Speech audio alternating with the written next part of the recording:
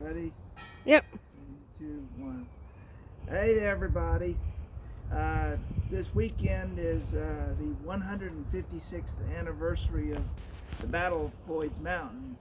This time last year we were portraying the 60th Virginia Infantry, and I'm actually dressed out like they would have been dressed out in 1861, with the exception that there wasn't much of an identifier for the jackets. However, I do know that several companies, if not more than half the regiment, had jackets that had a blue or black trim like this on them, and the design was about the same. The one thing that stands out for the 60th Virginia is early on they received a pair of trousers that had black stripes down. So um, I don't know how long that lasted, but the 60th Virginia in 1861 numbered close to 1,000 men. Most of the membership came from what is now present day West Virginia. There were companies from Rowan County, Summers County, Greenbrier County, and then uh, over in the Kanawha Valley near Charleston. So that was most of the regiment. However, the regiment that we're portraying, Company K, was from Botetourt County and Allegheny County, and so was Company G. The 60th Virginia was not one of the regiments that saw a ton of battles. It didn't see dozens of battles by mid 62. In fact, it only saw about 3 to 4 battles by midway through 62, and it fought during the battle, the 7 Days battles, and then it was at Cedar Mountain, and following that, it was sent over to Narrows, where for the most part it didn't do a whole lot. It guarded the wagon trains when the Confederate forces marched on Charleston, West Virginia, and captured Charleston and held it for 6 weeks. It was during the 1864, it was called back to action. The Battle of Cloyd's Mountain was the very first battle that it took part in about 2 years, and it suffered 40% casualties at Cloyd's Mountain in 64.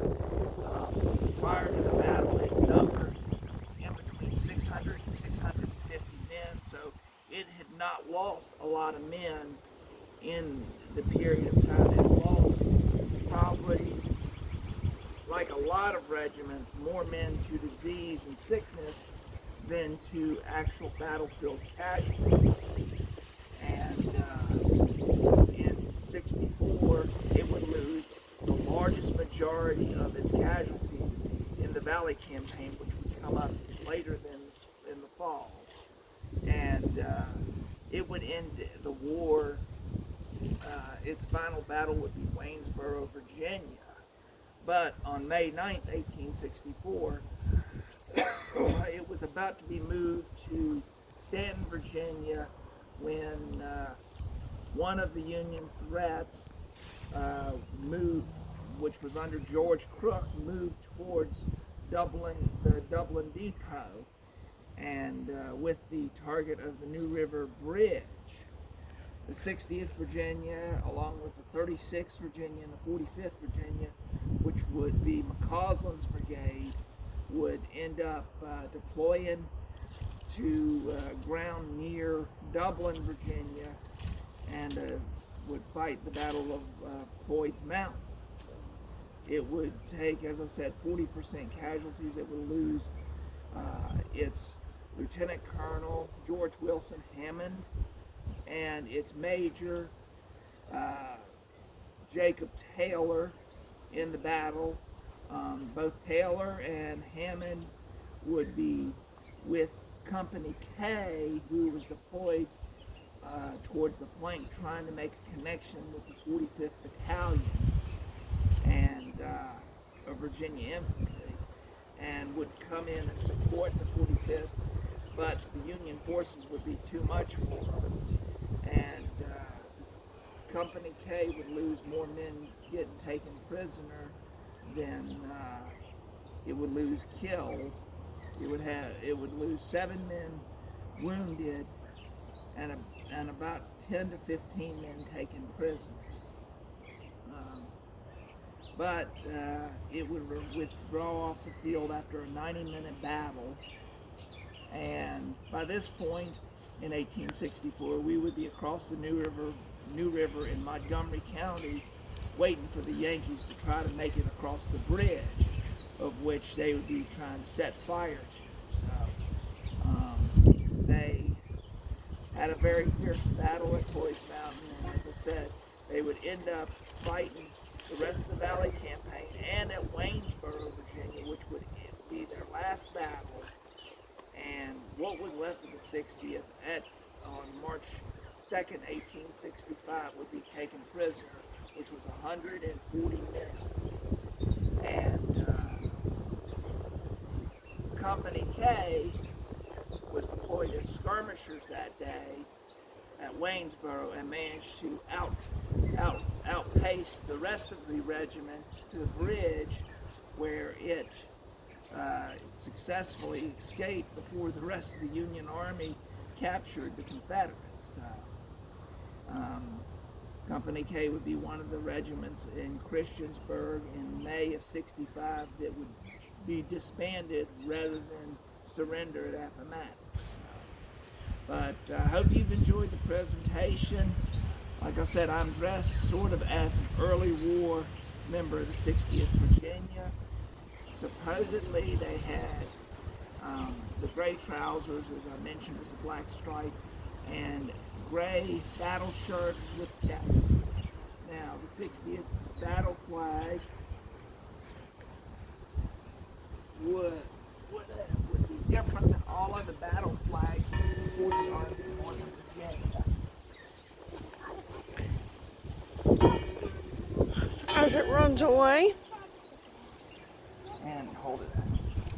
And it had 3 different battle honors, and the cross bayonets are to indicate that it did hand-to-hand combat with Union forces at one of these battles, which was Frazier's Farm, where it defeated or fought the 2nd Pennsylvania Reserves under General George Gordon Meade.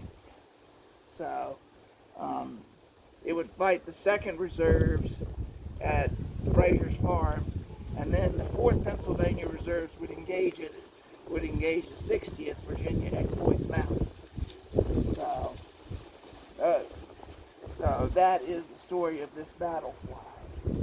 So thank you again for joining me, and my ancestor a few weeks ago was George Washington Camper, who served in the 28th Virginia Company A, and I showed you the early war. He's not your ancestor anymore? Well, he is. But I showed what my ancestor in Company A of the 28th Virginia looked like. Now I'm showing what my other ancestor, Joel Kraft, looked like in the 60th Virginia Company K, because they were one of the companies that had jackets rather than battle shirts. So thank you again for joining us, and we'll look forward to talking again next time. Bye.